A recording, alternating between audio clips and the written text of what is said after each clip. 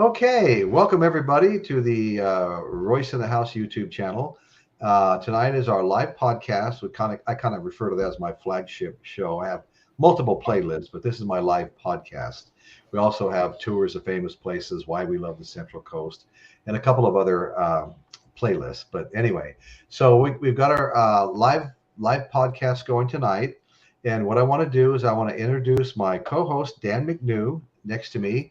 Dan, Just the Facts Man. He has a fantastic YouTube show, and I recommend everybody go to Dan's show. He's got a bunch of great stuff coming up. He interviews musicians, been heavily involved in rock bands in the past, and he's got all kinds of stuff going on. A real variety of really cool things.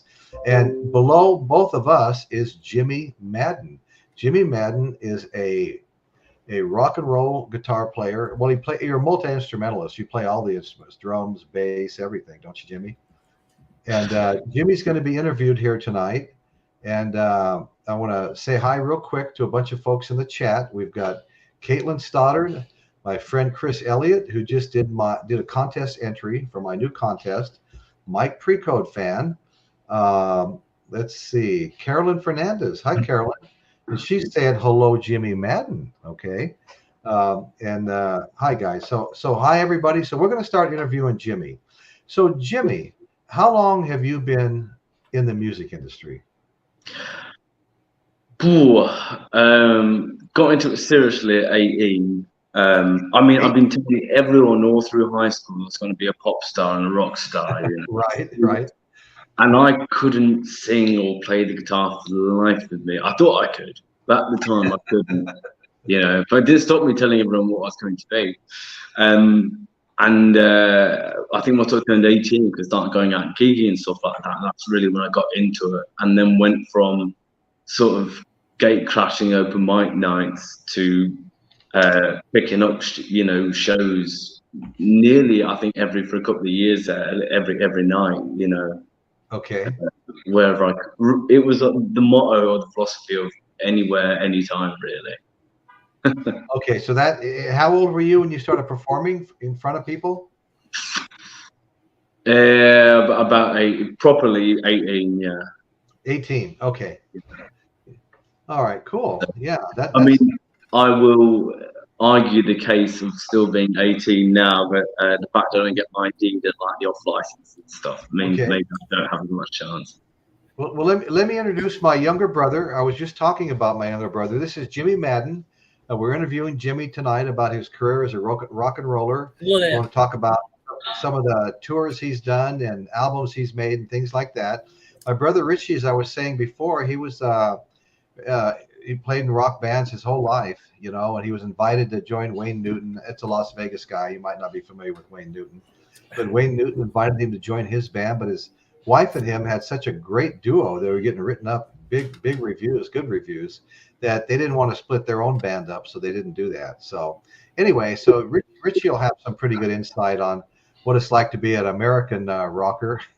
I'm here over the pond in what's not been too. It was snowing this time last week here in Sheffield, but it was so nice I had to go to the pub this afternoon. Is that pretty rare? No, not up here. Oh, okay. Quite north up here, the north of England. So, I mean, it's not as heavy as you expect it to be, but right. Yeah, you know, it's. I don't know. I prefer snow to just rain. You know. Right. Well, Jimmy, what's the largest venue you've ever played? Oh, I'd be a couple of hundred. It's a good question, that one, actually. Be a couple of hundred, I think, you know. Couple of hundred people? Yeah, a couple of, you know, probably max, I reckon I probably played maybe like 400 people. But I mean, I could be spitballing, I could be well over, I could be well under. It's one of those, as I'm sure Richard will attest to, that when you're playing in front of a big crowd, you're not as aware of the size of the crowd, you know, like usually with the lights on, you see the first 3 or 4 rows, and you sort of think, who's pretty here, I can sing these love songs to. And then you're not really aware, it's usually after when you sort of come off, or the house lights come up, that you go, oh shit, like it's quite a lot more of you in here than I thought. It's more daunting to be played to like 3 or 4 people than it is, 300. Right. Yeah. I tell you, I don't know what it's like they're playing, but I moved to California when I was 18 years old, and I would travel back to the Vegas area because my brother was there, and my older brother was there for a while too, and my parents still owned the house that we both were raised in, so we travel back there, and whenever I went back there, my brother was always playing someplace, and a lot of times he was playing with a bunch of friends of mine that were my age, 3 years older than him, that were in my class in school. I had a bunch of good musicians in my class. And one thing that I really noticed when I went to any of these clubs there, and I don't know if it's like this in England, but you'd be sitting there and all of a sudden every musician up there, like my brother, for example, there'd be 3 or 4 shots of liquor on his amplifier and 4 or 5 beers. People would just keep sending drinks up to the musicians, and there'd be like enough to get 3 people drunk sitting on every amplifier. I certainly learned my lesson in we were in Boulder City. We were in Boulder City, Nevada one night. We had a gig. We were the house band. We were in the same hotel for 4 years, and it was like a Friday or Saturday night. We played Thursday, Friday, and Saturday. And my drummer, the original Crocodile drummer, Mike Graves, he kept on hustling shots of tequila, right, over the microphone, talking to the audience. Give us another shot. We want a shot, and I'm pretty soon how many shots on our amps. It was just like a carnival when you pitch ends to the goblet. It was just lined up, man, just lined up. And then we had the audience coming and drinking with us in the breaks. It was really great. It was a good night. Funny. Well, it wasn't good. I mean, maybe not for some people, but luckily I didn't drink all them shots. Right. I used to be out on my back porch puking after the gig, as the saying, I'll never drink tequila again. I remember with the Pantera guys, they actually pretty much had a full bar on stage. Is it me screwing up? Yeah, you're having a little voice trouble like you were having when I went to go on your show the other night. But it's not as bad as it was that night. We'll throw you off if it gets any worse. Is it me? Yes, it's you. That's I okay. think you've got a delay, I believe. I'll just You have a delay. Dive over to my other show. No. Yeah, like right now you're motionless and you're talking. Okay, see, I don't know. It's not doing it now, right? Oh, I hear something. Yeah, it is a little bit. Okay, now wait. Now, what can I do? Yeah. So it's not just the scotch I drank tonight. I'm gonna go off and back on. Well, Richie, have you got anything else running on your computer? Do you have YouTube up or anything like that? Because you can't have anything else running. Even if there's a cell phone, just turn it off. Of course not. But I'm gonna go off anyway, and I'm gonna check it all out. I'm gonna go off and check it all out. Okay, sounds good, brother. All right. Okay. I'll be back. Yeah. I'll be back. Okay. All right. So Take Jimmy. me off. Okay. Let's see. Remove. Okay. Jimmy, did you play with a lot of bands before you kind of became more of a solo act? No, funnily enough, no. I mean, I had a high school band I knocked about with, Okay. and was sort of on and off a little bit over the years, and we'll have a few lineup checks. We're never that. I can't remember if we even played these shows or not. Like, we're 14, 15, 16, working out the world of writing songs and heartbreak and teenage angst and sort of trying to be like the Cars of like the early 2000s or the mid 2000s, I should say. Right. So we were knocking about and doing stuff. But I remember early on wanting to sort of jump into doing, I don't know, my own stuff. I think in a way I really want to have a band like Queen, I think, and I couldn't find a band like Queen, so I went, right, I'll just do it on my own then. So yeah, I mean the short answer is yes and no. But I've not had any like serious bands. I've had side projects and stuff like that. But Yeah. So now your first album, that was what, 3 or 4 years ago? 2020, yeah. Oh, 2020. Okay. Yeah. So that was kind of during COVID and stuff like that, you were saying, right? Yeah, so it was a funny one that it was recorded in around 2018, 2019, and I sat on it for a while because I was pitching it to labels, you know, and there's that classic story of, you know, I sort of, as I try and fix my hair, I pitched it to every label I could think of, the majors, the minors, the indies, the affiliates, and no one wanted a bar of it. You know, people liked it, didn't quite get it, you know, the typical thing, we want a little bit more out of you with this, we want a little bit more out of you with that. And I sort of went, all right then, well, fuck it, I'll just release it, you know. Right. So I then released it in what happened to be the middle of the global pandemic. So I certainly chose my timing with that. I think it worked out well because I think there were 1 or 2 offers from some labels that didn't actually come through with things that would have just fallen apart in the pandemic. So yeah, so when the album came out, as I've sort of touched on before, instead of it being this wild, hedonistic, outrageous rock and roll party of champagne and cocaine and anything else that you could find, it was me sitting in my living room that I had at the time with a wee little bottle of champagne that I sort of got myself in, like the hour you're allowed outside, and had a drink in track pants and thought, strange this. It's not quite how I pictured it, but you know, it makes for a good story, you know, if nothing else. You know, one of the things I liked about England when I was there is, which you don't see here. I mean, there may be some places, but not typically. Outside of all the pubs, all the beer pubs, there's a huge crowd of people. There's just a big crowd of people standing outside on the street, you know, walkways, whatever they are. There's always a big crowd standing outside drinking. I thought that was pretty cool. Yeah, you know, if you can't have a drink inside, you just have one outside. You know, that's illegal here in the States, though. At least in Texas, you can't take booze or anything outside the club unless it's a designated area. I think for a lot of them, they aren't designated areas. I think for a lot of them, it probably is illegal, but it's one of those that we just turn, if you don't cause any trouble, we'll sort of turn a blind eye. Well, at least that's my approach to it anyway. Yeah, well, I know like in Las Vegas, you can walk around like on the Las Vegas Strip drinking. Same thing downtown on Fremont Street, the Fremont Street Experience. Have you ever been to Las Vegas? No, I've not been to the States at all yet.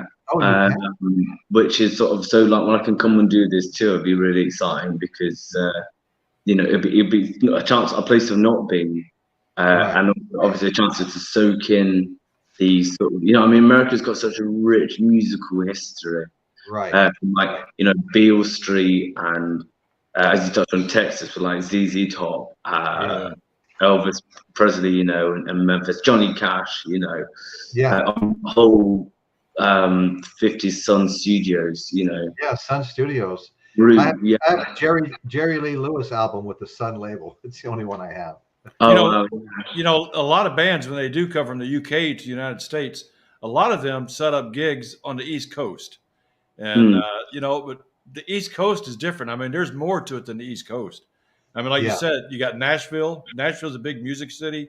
A lot of bands, a lot of opportunity there. You know, got Dallas. Dallas is a big music city. Dan's from Texas. It's a huge music state. And Dallas, big city. Go ahead, Dan. I'm sorry. I was going to say, it's funny that you mentioned that because, you know, I spent years trying to break America, you know, because for people outside of America, it's still like the mecca of music. You know, it's the ultimate hub of, if you make it in America, you've made it. Is the musicians and probably actors in any creative time, really, you know. Right. So for years, I was like, right, let's break America, and couldn't get any traction. Made some good friends with radio stations and just couldn't really get much happening. And then I sort of parked it and went, well, you know, maybe let's have America find this, you know. Right. And when my album came out, I remember I sent the singles my first album came out, I sent the singles to my dear friend Rocker Bob in America, who had a radio program at the time, and sort of said to him, look, give these to whoever you like, you know, pass these on, if you will. And I believe it ended up in the sort of college radio circuit. That's the best I've been able to track it back. Right. And I blew up, for lack of a better phrase, in Texas, of all places, almost overnight, you know. Really? And I'm thinking to myself, hang on, makeup, leather pants with platform shoes, glitter. Thought, is this right here? So I jumped on a Facebook music group, a Texas music group, and said, hang on, what's going on here?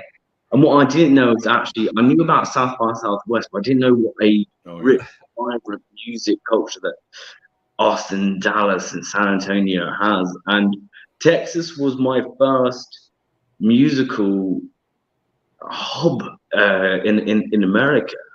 You know, so for me, Texas holds a very special place because it was the first part of America who went, yeah, you know, we like what you're doing, do more to make it weirder.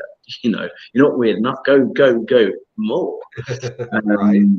You know, and so for me, like, there's this real part of Texas that has, you know, I think it's a perfect place for someone like me, you know, Texas, where everything's bigger and better.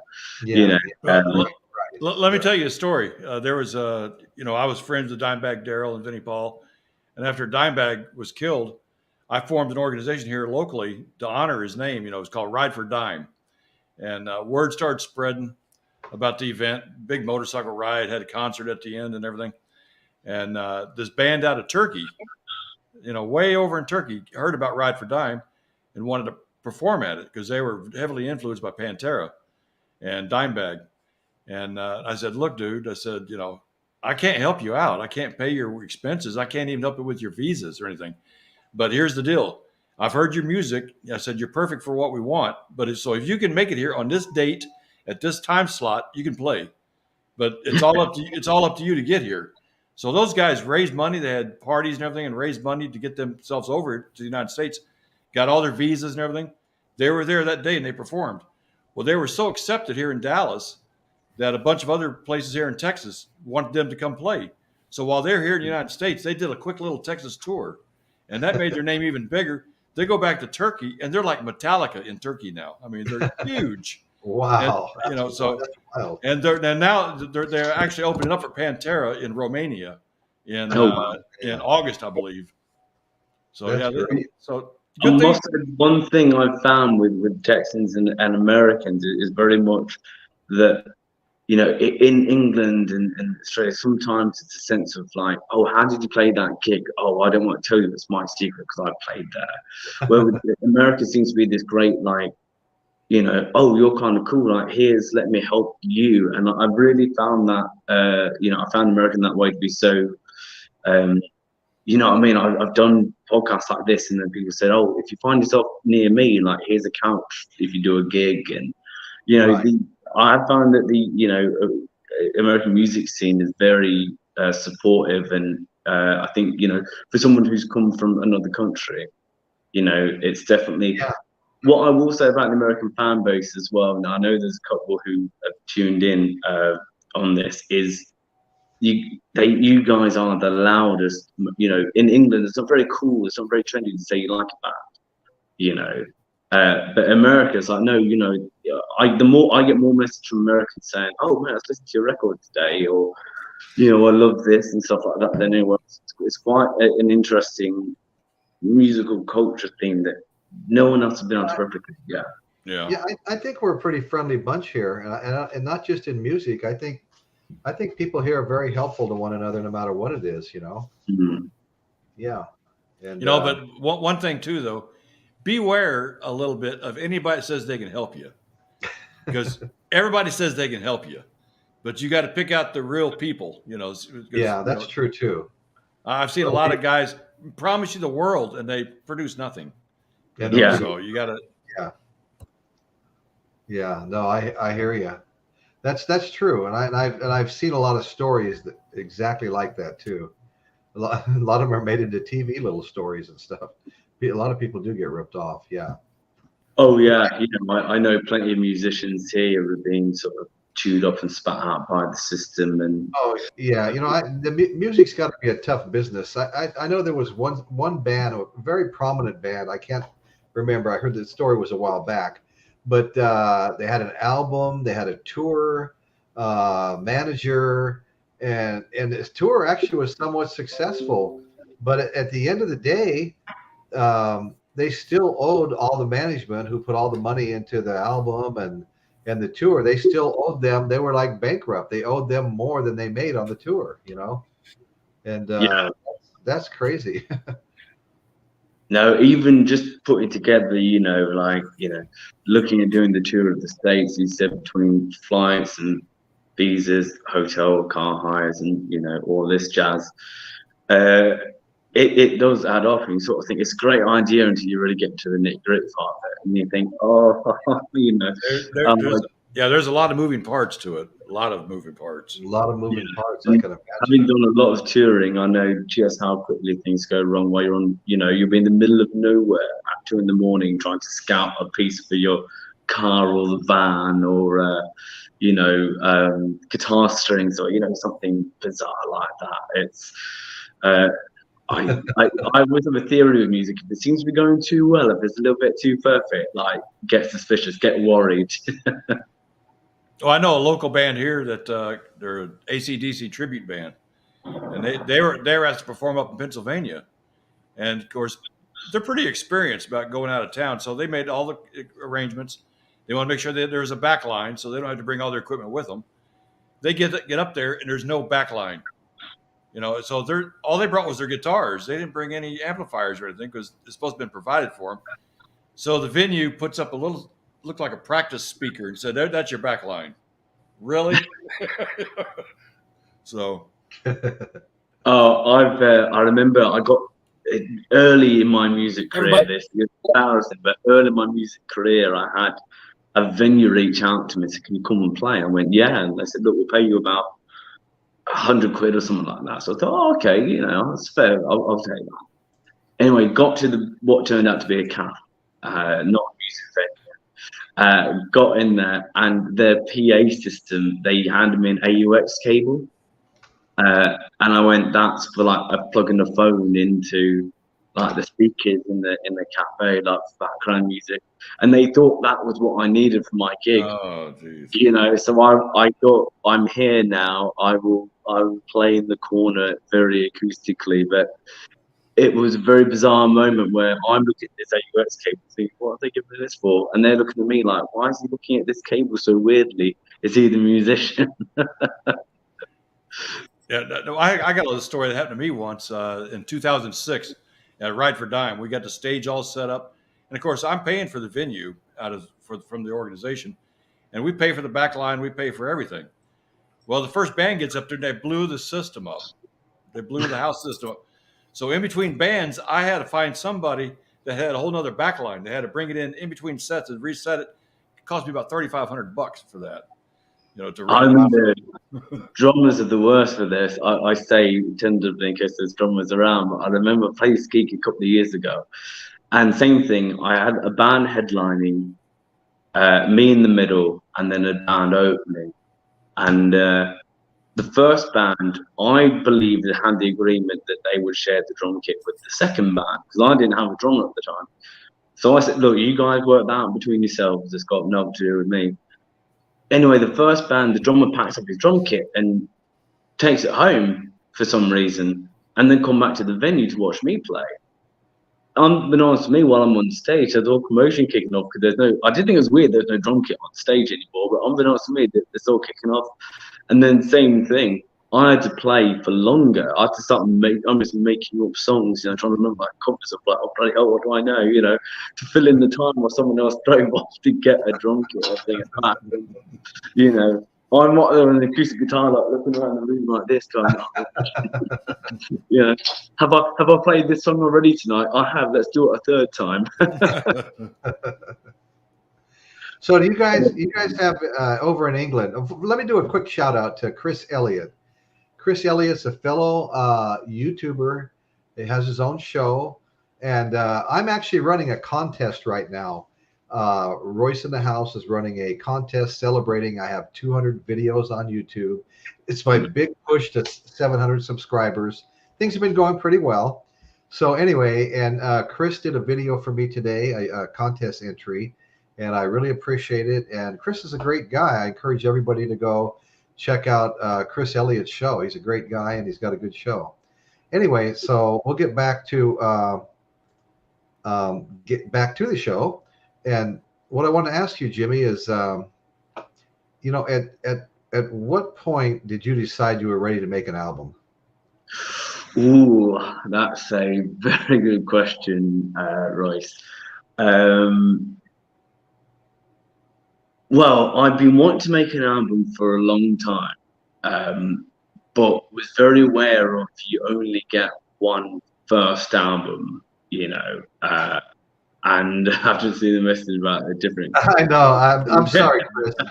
I'm sorry. Oh, speaking of the messages, Megan is watching from San Francisco, who I believe has sent me a lovely gift in the mail. So thank you very much. Nice. I've got some beautiful fans, I really do, and she's one of the amazing ones as well, at the risk of singling anyone out. But yeah, so I were wanting to make an album, but acutely aware of the fact that you only get one first album, as this version of Jimmy Madden, perhaps I could reinvent somewhere down the road. But I remember I went and looked at producer to producer to producer. I reckon I saw about 10 of them, and they didn't have the right feel for me. They want to DI in everything, or they didn't want the big harmonies and the backing vocals, or they want to rewrite bits. So I didn't think, right. Because I write everything myself. It's not like I don't like handing things over, but if you want rewrites, I've never had someone rewrite a song. So if you're going to do it, you need to give me a very good, hello darling, you're all right. You need to, you need to give me a good reason. And in the end, I thought, well, sod it, you know what I mean? Bollocks to that. I'm not going to make a record then. It's too hard, because it's quite a lot of money as well. And it was funny. I was with a girlfriend of mine at the time. It was her friend's birthday, and they were all very sort of quite like Tory types, like wear suits and all that. And I come sort of dressed in like this, the wannabe rock star. And I thought, I really can't be bothered going out to his friend's birthday, you know what I mean? And she goes, oh, just come for a bit, you know what I mean? She goes, if it's no good, you can go off and do your own thing, go to the football or something. So I was at this party, and I'm thinking, God, I'd rather be anywhere but here. I was outside, and someone asked if I'd like a cigarette lighter, and we just started talking. And he goes, "Oh, what are you?" I said, "Musician." He said, "You got any records out?" I said, "No, but I liked it." And he goes, "Oh, what sort of music do you want to make?" I said, "Oh, I want to make an album like Queen too. My album's the greatest album that's ever been made." And he said, "Oh, my mate's the DJ inside. He's a massive Queen fan. Come meet him." So I'm up in the DJ booths all of a sudden, in between him taking the headset off, mixing the tracks, and we're having a Queen trivia contest, and bizarre, what was Roger Taylor's mother's maiden name, and where did Brian May's grandfather go to school, sort of, you know what I mean? Like, who knew more about him? Who was the most pure Queen fan?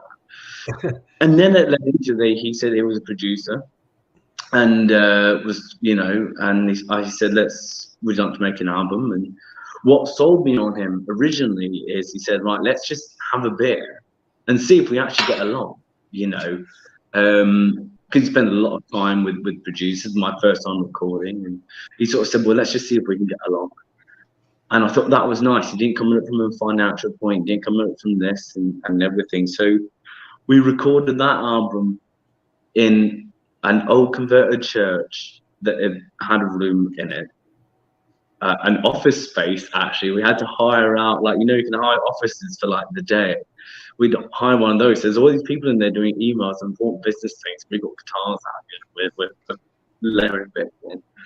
Parts in my living room and stuff like that. It was recorded in, it was this sort of bizarre album, but we had no time frame, so we could make it as tidy as we needed to. So it was a funny scenario. It was an album that nearly never happened.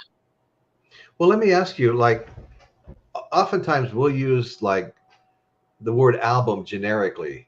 It might be a CD, but we say album. You know, I don't know if everybody does that. Dan, do you do that sometimes? You refer to it as an album? Oh, that's about the only way I do refer to it. Yeah, well, that's the same thing with me. Because if you say record, that's really specific. I talk about vinyl. If you say CD, album Right. can cover everything. Album, yeah, it's like kind of generic. It covers all of that. Now, one thing that's really happening, that's really getting big here in the States, and I wanted to ask you if the same thing was happening in England, is the live streaming. You know, live streaming's about you know, there's that conflict between live streaming and physical media. Like, I love having the physical media. I like the albums. I've got, you know, at least 250 CDs, probably close to 300 albums. And yeah, I can live stream. And I do go on YouTube if I'm trying to explore something and ask for, let's just say, a certain album's playlist, and I'll listen to it, you know. But I like to listen to my physical media. What's going on in England? Are you guys, is the live streaming starting to take over, or is everybody still into the physical media? It is and it isn't. I mean, vinyl here, I think last year had its most popular year since like 1987 or something like that. I think it was the same thing. I think it's the same here. Yeah. Vinyl's made a resurgence. So I think people realize it just sounds better. You know, I'm a vinyl, you know what I mean? Love it. I mean, I've got a whole collection somewhere back in Australia, which I actually nicked from my dad, really, to be fair.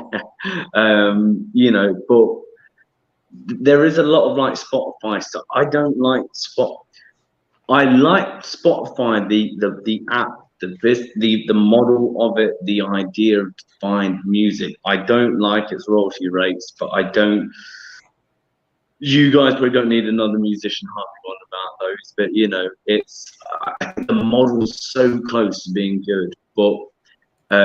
You know, what I have noticed is I will still sort of try and use as much physical stuff as I can for listening, you know, and I think people do here. I think there's a whole generation of my view is when Spotify first kicked off, you know, it was like, oh my God, it's here in my hand right now, and take this. Right. And it's accessible right now for free whenever I want it. And now I think people are realizing that there's not as much fun in just going, I want to listen to this now. Right. You know, I think there was this wave where it was everywhere, and I just think it was this new technology craze. But it's going back to a physical. I think, you know, a lot of bands still sold CDs at gigs, and I, you know, there's quite a novel thing of selling cassette tapes as well at gigs of your band. Yeah, you know what? I hear you, Jimmy. I'm not sure that the streaming's ever going to take over. There's something special about owning the physical media. You know, take it in your hand, put it in the machine, turn it over, listen to the other side, take it out, decide what you want to put on next. And, you know, you wind up listening through the whole album. You know, you're not just jumping around, you know, listening to 25 different songs from 25 artists. You're just focusing on that one artist. There's something special about that, too. Well, you know, something that I noticed, too. You know, I'm old enough to remember all the formats. You know, the vinyl, the cassettes, the 8-track, CD. Oh, yeah, four track. Yeah. You know, so I remember all those, you know, and the thing is, with the new digital media, you're putting something, it's not tangible. You can't touch it. It's going to be, how much music have you lost in a computer that crashed on you? You lost all your music. Oh my God. Yeah. You know, I can always go back to my cassettes and my albums. They're always going to be there. Right. You know, I'm not going to lose those, but digital media is good for instant, you know, just get it really, you know, quick, you know, and it might sound pretty good, you know, and it's good to hear on your phone because you can't play an album on your phone. So there is a spot for it. But as my main source of music, I'm digital. My albums are probably gonna be number one. Right. You know, yeah, definitely, absolutely, with me too. The only thing with the albums is you can't take them with you. You know, you leave on a trip or whatever, driving in your car. You got to have CDs. You know, and or the radio, and the radio was fine when I had satellite radio. That was pretty cool because you all these specialty channels and stuff like that. But Well, when you're what? just yeah, go ahead. Well, something Yeah. I do, I play my I play my playlist through my phone through Bluetooth into my, so that way Yeah, I still get yeah, the media playing. yeah. You through could, the yeah, you radio. could do I don't that even too. I Yeah, don't need a CD. right. Well, I just don't know what the kids are doing now, because I remember making so many girlfriends and crushes, like little mixtapes and burning records onto CDs and drawing on the, I mean, what are the kids doing now? How are they handing off the songs that they have listened to at on repeat? Yeah. I mean, somewhere there's probably a I guess girlfriend they. who's got an old one of my mixtapes, and I'm terrified of what's on there. right. Well, I Right. think what replaces that on the digital media, I think what replaces that are playlists. You can create your own playlist and send the link to your girlfriend, and she can click on that link and hear your mixed playlist. Yeah. To me, cassettes were the best for that. Yeah. Or Cassettes. CDs. Yeah, CDs. Yeah, I like the sound of vinyl better than CDs, and it's not that way. It's not 100% consistent, but you get, especially the old records, the old 60s and 70s vintage. Okay, now Jimmy, who were your influences? I mean, what were the bands? What were the English bands that you really loved? So it would take probably not very long of Google to find out that Queen are my Bible. Queen, to me, just, they had it live, they had it on record. They, even their disco album, Hot Space, which I think is a brilliant album. And a lot of that album, the song that I just released the other day, Do You Feel, I've had a lot of reviews because it's quite a bluesy track. That riff, that record comes from a lot of that early 80s disco I was listening to at the time. It's really a disco record that people haven't picked. If you speed it up, it probably would sound quite disco-y. But yeah, so to me, Queen were, still are, trying to emulate them, and Queen at Live Aid is like, watch that and there's your, if you are a young musician wanting to know how to be, I mean, just watch that, that's all I can say. Right, Yeah. right. Other influences were, very much like sort of like some of those like early, I mean, I can go even earlier back, a lot of like, as I said, Johnny Cash. When I was 16, my emo angsty phase was Johnny Cash. No kidding. I just couldn't get enough of Johnny Cash. I must thank my mum for me watching the film Walk the Line one night, which just got me hooked. Right. I used to have a big question, everything Johnny Cash quit and wear a black t-shirt and trying to talk Irish, and so Johnny Cash, Elvis was a massive one for me. Oh yeah. And then coming through into like sort of other I mean, just coming through all the eras, I mean, just list them off of Dire Straits, The Cars, Motley Crue, Def Leppard. The Doors were a massive one for me. Oh, the Doors for me too. I love the Doors. Yeah. Yeah. I think I really got into wanting to be proud as a lyricist because of Jim Morrison. And poetry. Yeah, I recently had some poetry of mine published in a sort of online thing, where it wasn't particularly big, but I was almost prouder of that as a writer. Then I sometimes I think that my general stage look and sound and stuff can take the forefront from the lyrics, but I see myself really as a lyricist first. They're absolutely amazing. The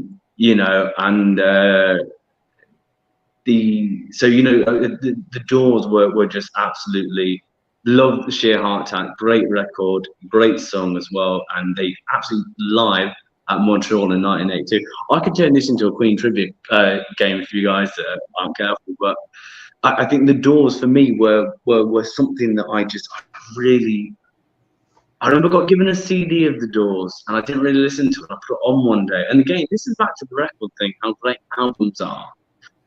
Put it on in the background, and I stopped and went, hang on, what's this? You know, and then just spun it on repeat. And yeah, they were a band that I you know, got massively into. Well, let me throw some band names out, and just you tell me what your reaction to them, like, dislike, how much you like. Led Zeppelin. Love, yeah. Big Zeppelin fan. I'm a huge Led Zeppelin fan. To me, I guess I would still call them my favorite band, Led Zeppelin. Yeah, yeah. I've been loved the stuff that Robert Plant did with the Honey Drippers as well. You know? Oh yeah. Some great stuff out there. Right. Okay, how about well, obviously the Beatles, England. I've come into them a lot more recently as I've gotten older. I think didn't quite get them when I was younger, but now I sort of hear it and go, a lot of genius. I mean, a lot of waffle. I think a lot of bands have that, but a lot of genius in there. But yeah, something that I've had a taste I've had to grow into. Well, I think I was in the 6th grade when the British invasion hit, and the Beatles just talk about blowing up, taking over the whole United States. The Beatles were huge. But you know, as time went on, I mean, the Rolling Stones kind of were like a rival that were heavier, and the Yardbirds. How do you like the Yardbirds? Yeah, very much. I think there was that sort of era of British music where you had the faces and then the sort of small faces. The small faces, and Long John Baldry and as you said, the Yardbirds, where it was sort of like, you know, the Brits kind of went, yeah, we can do this as well, you know. Right. It must have been a fascinating time, I suppose, for you guys to hear it, because as you say, it exploded out of nowhere. It's like once they took the cap off, it just flowed through. There was so much. I mean, the Kinks as well were another one of that era. Yeah. How about Eric Burdon and the Animals? Yeah. I mean, funny band, really, the Animals, aren't they? You know, I think that they're probably. I think they had some quite good. You know, I think unlike the Knack, I think they had some really good songs that just get missed. I think the Knack really were a bit of a one. You know, a great hit, don't get me wrong, but right. Okay. Let's see, Dan, do you want to ask Jimmy some questions about maybe some bands and things? Well, I want to mention a couple of things that he said influenced him was Elvis and Johnny Cash. Well, I actually met Elvis Presley. No, still really. Back in 1973, and got to talk to him for a second and got home videos of it, home film with no sound. That was a long time ago. And there's another one you mentioned that I had a connection with. Well, he mentioned Johnny Cash was one that he mentioned, but ZZ Top. Well, he didn't mention ZZ Top, I don't think. Anyway. No, really quite like ZZ Top. Another sort of band as I've gotten older. You know, it's a bit of a cliche for all the musicians to want to listen to the blues, you know, and play the blues and stuff. I think, again, I don't remember playing a lot of it and stuff like that. In the last couple of years, like that blues music, so, you know, like Muddy Waters and Robert Johnson and even like newer blues like ZZ Top. And I more listen to it, the more I play it and go, you know, there's... the blues is like the foundation. I'll never forget, you know, some of the stories that I've heard, you know, like Jimi Hendrix became a star in England, not in the United States. He was in England when he became a star, and everybody was going to see him. In fact, his last performance there, I think several members of the Beatles were there. Eric Clapton was there. And I heard one story. The first time Eric Clapton went to one of Jimi Hendrix's concerts for the first time, he went backstage, and the story has it that his hands were shaking as he was lighting a cigarette. He looked at the guy that took him there, and he goes, "You didn't tell me he was that good." But I mean, I love Eric Clapton. I mean, his work in the Cream and you know, Blind Faith, you know, with Stevie Winwood and just solo. I mean, Eric Clapton. His name used to be written, you know, on walls in England. Clapton is God, you know, and he was a good. I don't know what's happened lately. He doesn't seem to be as popular as I would expect him to be now after such a great career. slightly been on the wrong side of a few political issues, I think, hasn't it? Political issues. I wasn't going to say it, but yes. Yeah. I'm not very politically minded at all. I really, don't really. I really dislike politics. I don't have a view on this stuff, but I do know if you have a view on it, you always have to be prepared for when it's not a popular view. It'll come back on you, which is why I never quite understand why bands get political. There's a handful of them I think have gotten away with it. Yeah, one of the things about being political too, I'll never understand. A lot of these musicians, they do have a platform. They can speak their mind to thousands of people politically, but when you do, there's always two sides of a political view. So when you take one side, you've lost half your audience. Why do you want to lose half your audience? Don't talk political. It makes no sense to me. No, even just being in business as like a contractor or something, I keep my politics to myself. And anymore, I pretty much don't like any of them. And my view of music is, I don't want pop stars telling me who's good, who I should vote for, who I shouldn't. Is this a good idea? Is this a bad idea? I just want music to be music. My view is when you listen to my records, you're escaping from that stuff for 5 minutes, 10 minutes, an hour at a go. I don't think no one gives a toss what my view on Brexit is, or Donald Trump, or any of these things. No one really cares, and I think it's an escape from that stuff because it is forced down our throats everywhere you go. Even I don't even own the telly, and I know about this stuff. So it is sort of. I think music should be an escape from anything, good or bad, and as I said, as you said, there's always two sides to it, and you're never going to be on the popular side, are you? Right. Well, I left Chris's comment up, Chris Elliott, because it's so true what he's saying there. So many stories about Mick Jagger running into somebody and somebody's got a blues album. They go back to the apartment for days and just sit around and listen to the new blues album that somebody came up with. And all those guys came here singing the blues. Mick Jagger, the Rolling Stones, and all of them. They all came over here. The Yardbirds and the Beatles. They all had blues, heavy blues influence. Yeah, and that's the point where all the blues artists started to sue them. And I think it was Jimmy Page just laughed and said, "We're always happy to pay him whenever we took one of their songs," because they took a lot of them. I think even Robert Plant was a Whole Lot of Love, who sort of said, "Look, it's a great idea to get caught." But what was interesting though is those blues artists, they didn't make a lot of money. Some of them did. Who's the one that died in the plane crash? Dan, we were talking about him, and Otis Redding. Otis Redding was making good money, but most of them didn't make. Willie Dixon's and all these guys, they didn't make a lot of money. And Led Zeppelin took so many Willie Dixon songs and made great rock songs out of them, and they were happy to pay. But the neat thing about what the rock stars did with the blues songs, it put a new focus on the blues, and so everybody benefited. They got to redo these great songs in a rock format. But the guys that wrote them originally, and some of them copied them from other guys who copied it from other guys too, but they all got more prominence and were popular, and we're starting to get concerts and shows and stuff that they weren't doing before with bigger venues. So everybody benefited from that. But right now, guys, I'm going to show that little video you sent me. And, so the blues became, you're absolutely right. Let's show that video. I want to see that. Okay, here we go, folks. Your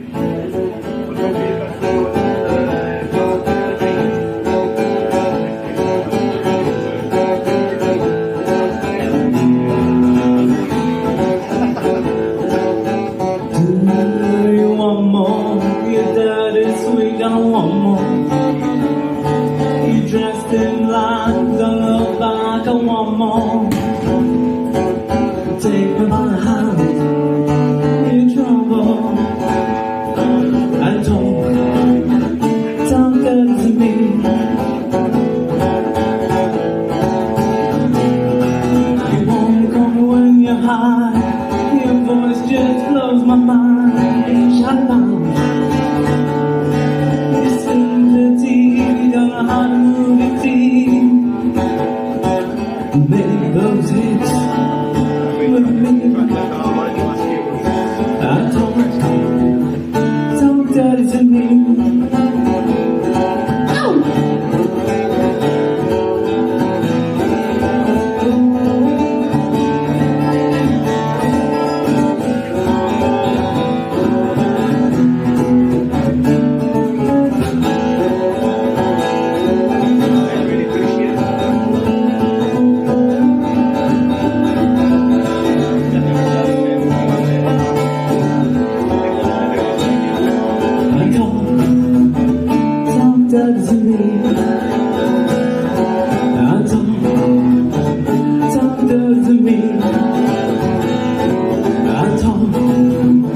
talk down to me.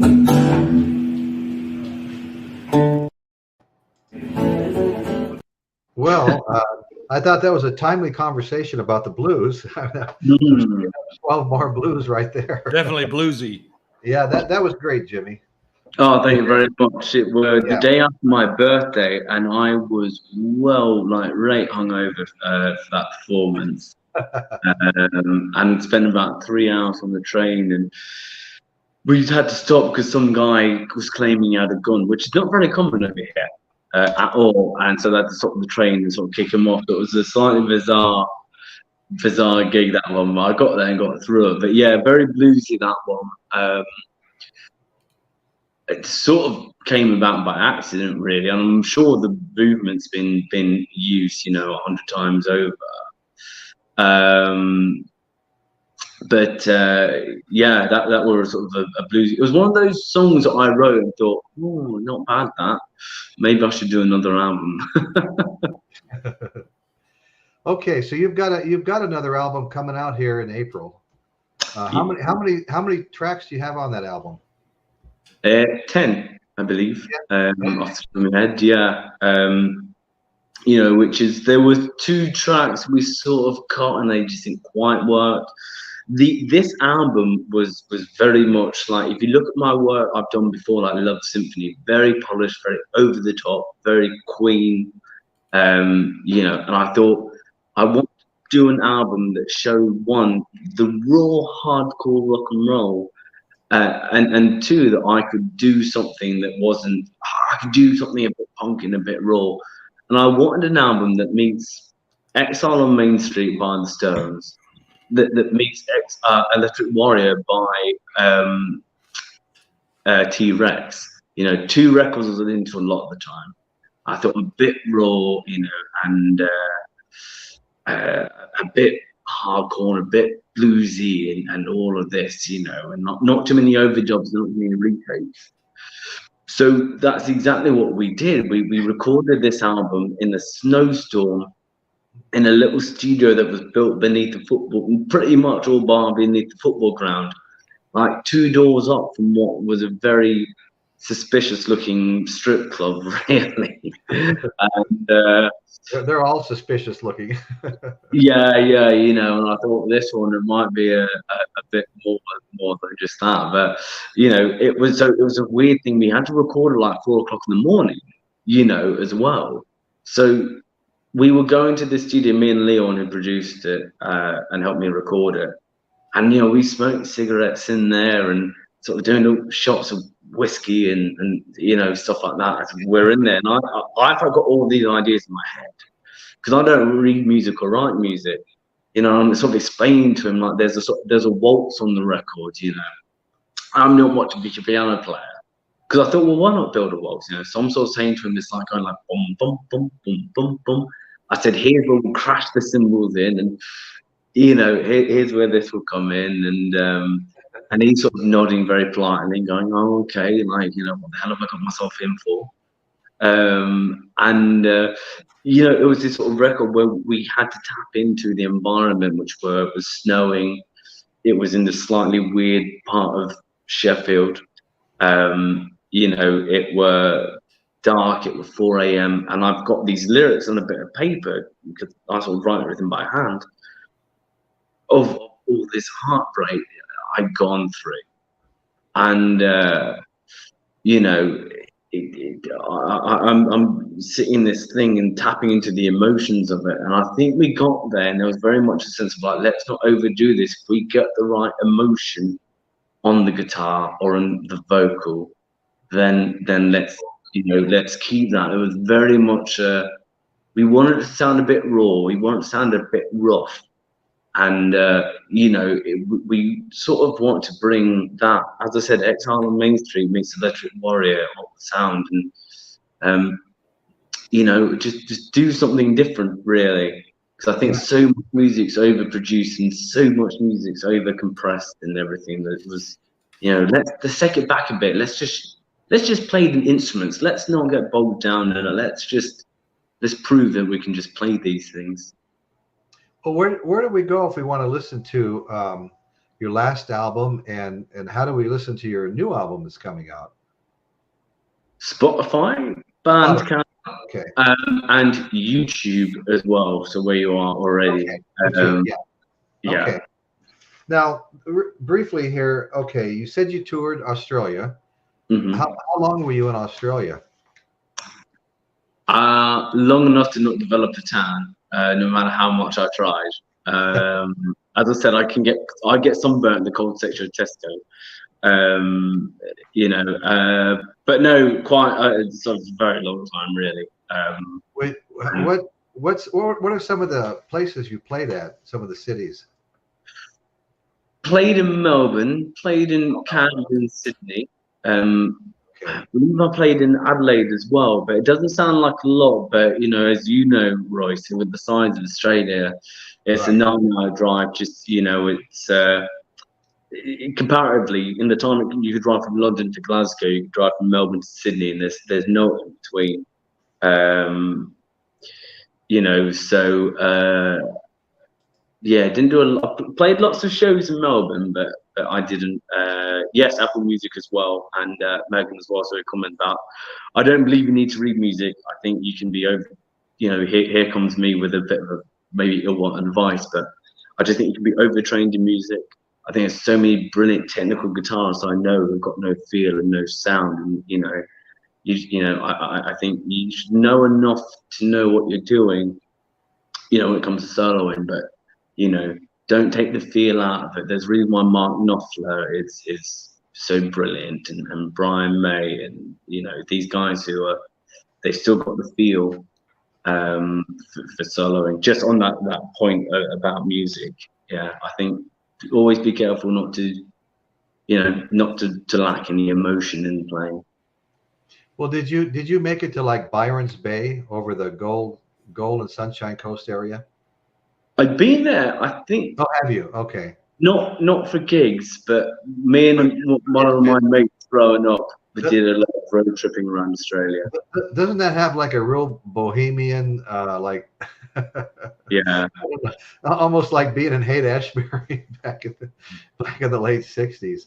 I mean, you know, sometimes I felt like I was in Jamaica there. I mean, a lot of Rastafarian type guys, and you're just walking down the sidewalk, and the smell of pot is wafting out all the windows and stuff. And, whatever you do, don't leave your car unattended with that surfboard on top. Somebody told me. It was a real different place, you know, but it was a real cool place though too.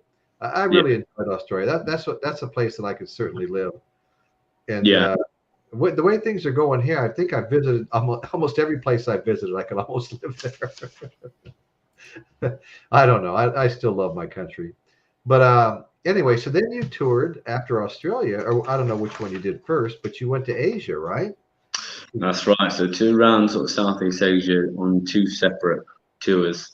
Which was an amazing experience to do, because we weren't in the particularly touristy parts, you know, so they weren't rich parts of Asia, and they come out because they genuinely love the music.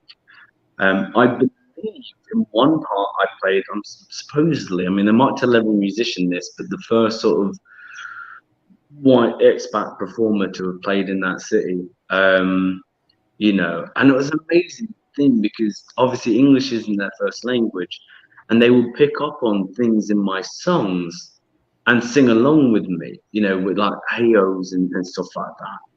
And it's the most, you know, when you say, I mean, I was only quite young as well, comparatively. When you're on stage in front of a crowd of, you know, a couple of hundred people who don't speak English, who don't know my songs, so they hadn't been released at that point, singing along with me because I'd been picking up the hooks in the songs. So it's one of those things where you sort of think, yeah, music is a special thing because, you know, like art, it transcends language, and you know, you don't have to be able to understand the lyrics to know whether they're, you know, meaningful and you know, and stuff like that. So that was an amazing experience. You know, one of the things I noticed, I was over in Southeast Asia back in the mid-'70s, and like the Philippines, And you go to a Philippine bar and there'd be a band playing, and they're playing all American tunes or rock and roll tunes, and they sound identical. It's like I was amazed by how well they sounded. They're very good. They're very good at imitating what they hear. Yeah. Well, isn't the lead singer for Journey now a Filipino? I believe he is. Yes, he is. Yeah, they're just really, really good at imitating. Yeah, I saw him in concert in June right here at Paso Robles Fairgrounds.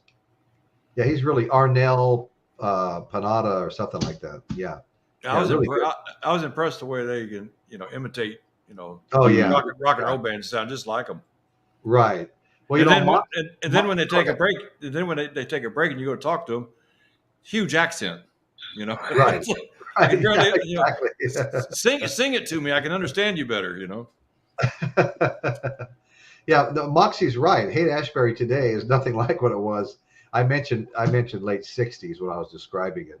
It's a whole different world. I mean, I was there in the early '70s when it was still pretty crazy, and I was there later when it was still pretty crazy. They had some kind of open needle policy and stuff. I was there in the late '80s or something like that, and there were people huddled together, shooting up drugs and things like that. I haven't been there since '98. Last time I was '98. Okay, yeah. Oh no, it's a whole different world. I mean, it's totally straight now. I mean, what all that's left of the old stuff is what's painted on the buildings and the names of some of the shops and things like that. It's the Summer of Love 1967 is written across the big wall. It's still famous, Haight-Ashbury, that corner. And of course, it's probably more of a tourist attraction now. It's a tourist attraction. That's exactly what it is. Exactly what it is. In fact, I have a video on my YouTube channel under Tours of Famous Places where I toured Haight-Ashbury. And well, you've seen it, Dan. We talked about it before. But that was a lot of fun. So anyway, guys, it's actually 7:30, and that's when we were going to cut out. I just really want to thank Jimmy for being here. I'm definitely going to be listening to your music, old and new, and trying to follow your career. And send us a message anytime and check in. Especially if you come to the United States. Absolutely. So as I said, I'm working on sort of the East Coast at the moment, but. Okay. I mean, realistically, I want to just there's so much musical history. I mean, even into California and stuff like that. Oh, yeah. It's really funny that 20 minutes ago or so, you mentioned Exile on Main Street, right? And I had just last week brought that up because I found the album, the double album set, an original American pressing from 1972, had all 12 of the postcards in it. There's a perforation across all 6 of them there. It looks like 6, but they're actually 12. Had everything was just pristine. The vinyl, the cover, the postcards, everything was. And I was so happy to have found that I paid way too much for it. But it was that was the first time I saw the Rolling Stones was the Exile on Main Street concert at the Long Beach Arena in Long Beach, California. And so I've been wanting that. I've been wanting a good, clean album ever since. And yeah. So just last week, I pulled it out and showed everybody on the show. I was so happy I finally found it. No, it's a great album. It's one of those. It's one of those albums when people say to me, like, "What's something I need to listen to?" Or I say that's an album because that's just musicianship again, without the fancy frills and everything. Yeah, the Rolling Stones are way up at the top with me. I mentioned that Led Zeppelin's my number one. It was Led Zeppelin, Jimi Hendrix forever, but once I filled in all the studio albums and stuff of Led Zeppelin, I've kind of come over the line more Led Zeppelin. But I love Jimi Hendrix. It's really 1 and 2 right there. But the Rolling Stones are like that next, not even a whole tier below them. They're just right there. They're a fantastic band and. I love the Stones. Go ahead, Dan. Led Zeppelin back. It's kind of odd. I'm hearing something here. Anyway, I saw Led Zeppelin back in '77, and now in August I'll be able to see Jason Bonham and his band performing the Led Zeppelin Experience. Now, if you ever get a chance to see Jason Bonham, even on YouTube, go checking them out, man, because, you know, there's one concert fully, I think they recorded the entire concert. It's like seeing Led Zeppelin. They sound like, where they got this guy that played, the guy that does Jimmy Page, man, this guy kind of looks like him. He's got the moves, sounds just like Jimmy Page. It's oh yeah, no, I want to see that so bad. I was really bummed when Willie Nelson. Did you still going to the Willie Nelson concert in Texas? Where well, I've actually got those tickets up for sale. I've got second row for the Willie Nelson Country Music Festival. Second row. Willie's going to be right there. Yeah. But the thing is, I thought Robert Plant was going to be there. And after I bought the tickets, and after I bought the tickets, I realized they weren't going to be there. So they weren't going to be there. Right now, I've got the tickets up for sale. I think I'm selling them for $450 a piece. I mean, that's what I got to sell to break even. Second row, yeah, second row, you'll get it. Yeah, that's the other thing. The concerts have gotten real expensive here. You know, you have John Lennon. I mean, Bruce Springsteen's. They're asking. I don't know. Some of them are asking, $2,000 to $8,000. Depending on the seats near the. No, here I noticed that Robert Smith of The Cure has just come out and said that on this next tour they're actually capping what the ticket sellers are allowed to sell them for to stop. This. That's great. I'm glad to hear that. That's why I always say to people, go out, see local bands, go see.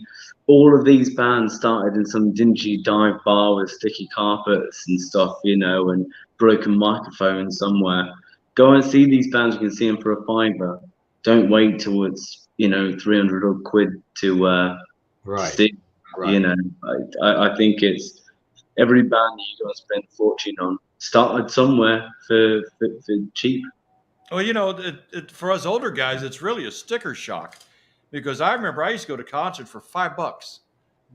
Big names. Led Zeppelin, I actually bought my tickets from a scalper for $25. And that I thought I was getting raped at $25. And I had good seats,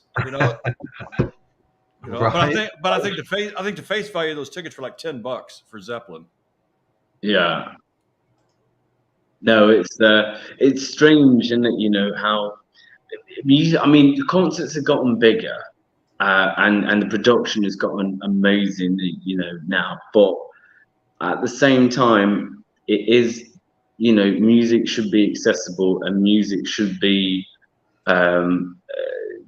achievable for the common man, for lack of a phrase, should not be priced out of seeing the music, And I mean, it's the same. These are the fans that made these guys, Yeah, and I don't know what it's like in California and Texas, but going out for a drink, now is expensive, and London is eye-wateringly, expensive. So it's a cost of living issue here in the UK, particularly, but it's when you're paying 200 quid to see a band and then another 100 quid just to have a couple of beers with your mates beforehand. The price of having a drink, the price of a T-shirt, even parking. I mean, here's what Ticketmaster does: they throw you, they got VIP parking, then they've got ultra VIP parking, then they've got you got to pay extra to go inside the bar, like $60. Right. Okay, now I'm disabled. So I want to get as close as I can for parking. So I bought the ultra VIP parking, $90 for parking. And then what else did I get?